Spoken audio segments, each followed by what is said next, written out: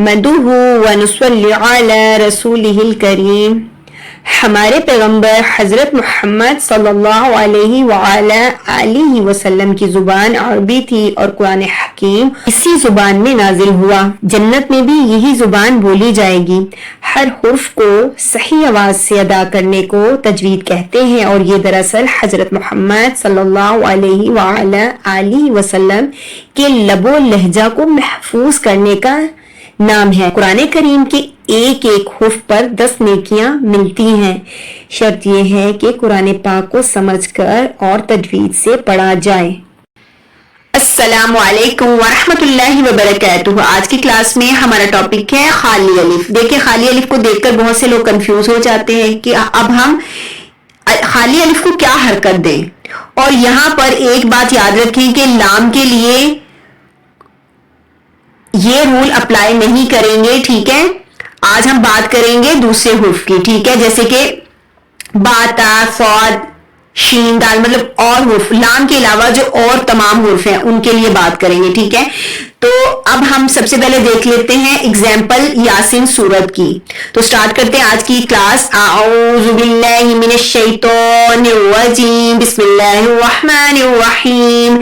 یہاں پر دیکھیں سورہ یاسین کی آیت نمبر 21 میں الف خالی ہے. اب ہم یہاں پر کیا حرکت دیں. تو یہاں پر آپ نے دیکھا کہ با کے نیچے زیر ہے اور با کیا ہے, تھرڈ حرف ہے. تو ہم کیسے پڑھیں گے پھر جو با کی حرکت ہے وہی ہم خالی الف کو دیں گے اور پڑھیں گے اتبعوا اتبعوا. اب ہم دیکھ لیتے ہیں سورہ فجر کی آیت نمبر 28 سے یہ حرف.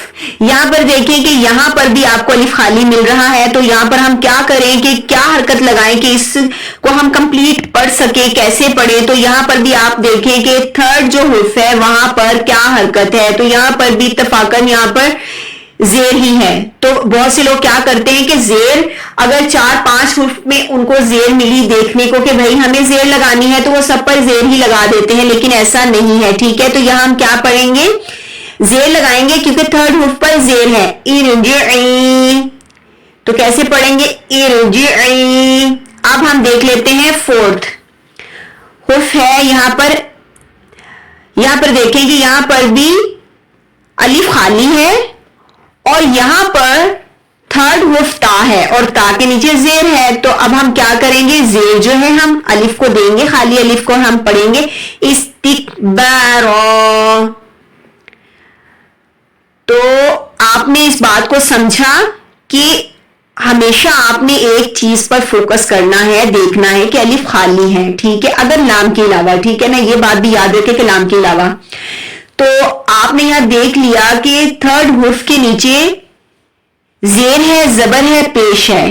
آپ نے بس تھرڈ حرف کو ہی دیکھنا ہے اور خالی الف کے ساتھ وہی حرکت لگانی ہے. ٹھیک ہے, یہاں پر اب دیکھیں یہاں پر ہم کیا پڑھیں گے, خالی الف کو کے نیچے حرکت لگائیں گے تا کی, کیونکہ تا جو ہے تھرڈ حرف ہے. تو کیا پڑھیں گے استکبارا. اب یہاں پر آ جائیں فورتھ حرف پر. تو یہاں پر الف خالی ہے اور یہاں پر شین جو ہے ساکن ہے اور دال جو ہے تھرڈ حرف ہے. دال کے اوپر کیا ہے, پیش ہے.